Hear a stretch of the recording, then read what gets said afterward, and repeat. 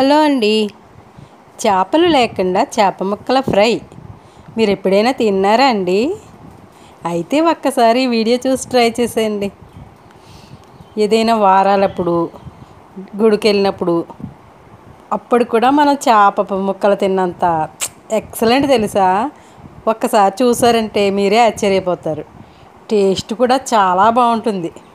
చేప ముక్క ఏమి తీసి పాడేయరండి, అంత బాగుంది తెలుసా? మీరు కూడా ట్రై చేస్తారని వీడియో తీశాను. చూడండి, ఇంతకీ ఏంటి అనుకున్నారా? అరటికాయ అండి.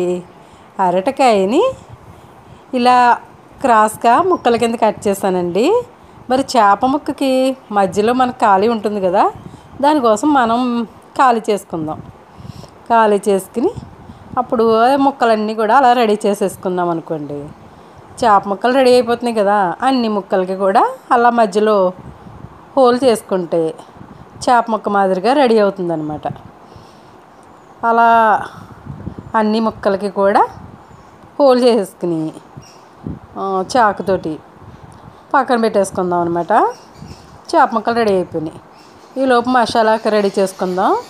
ఒక బౌల్ తీసుకుని అందులో ముందు అల్లం వెల్లుల్లి పేస్ట్ వేసి, అందులో కొంచెం సాల్టు, కొంచెం కారం, కొంచెం ధనియాల పొడి, కొంచెం జీలకర్ర పొడి, కొంచెం garam masala powder,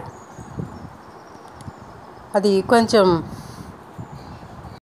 corn flour అంటే జొన్నపిండి అనమాట, కొంచెం పసుపు అన్నీ వేసేసి, నిమ్మకాయ చెక్క అండి, నిమ్మకాయ చెక్కను శుభ్రంగా అందులో పిండేసి, అందులో కొంచెం ఆయిల్ వేసి, ఇప్పుడు దాన్ని శుభ్రంగా మొత్తం అంతా కలిసేలాగా పైనుంచి కింద వరకు అంతా కలిపేసుకుందామండి.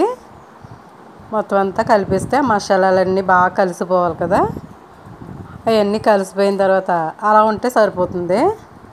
ఇప్పుడు మనం ముక్కలన్నీ తీసుకుని జాగ్రత్తగా ఒక్కొక్క ముక్కకి మసాలా బాగా పట్టేలాగా అప్లై చేసేసుకోవాలన్నమాట.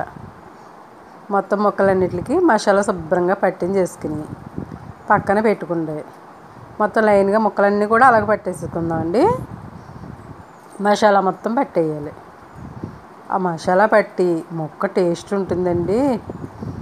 చేప ముక్కకి ఏమాత్రం తీసిపోదన్నమాట, అంత బాగుందండి.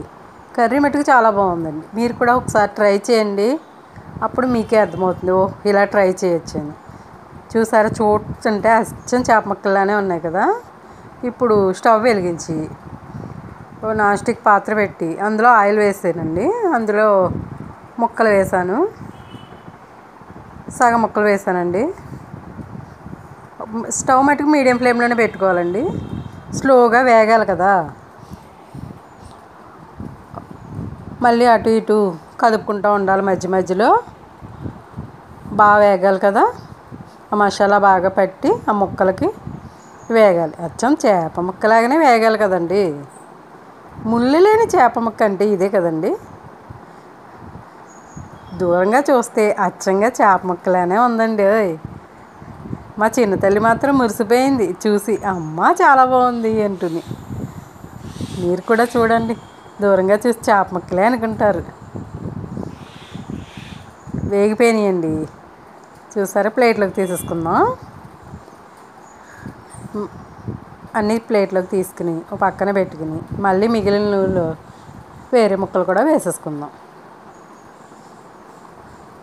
అలా పక్కన వేసేసుకుని ఇప్పుడు మళ్ళీ వాటిని తిరగేసి వెనక వైపు కూడా కాలాలి కదా, అవి వేగటం గురించి. అంతే, ఇవి కూడా వేగిపోయినాయి. ఇవి కూడా మళ్ళీ ప్లేట్లోకి తీసేసుకుందాం. చూసారా, చేప ముక్కలు రెడీ అయిపోయినాయి.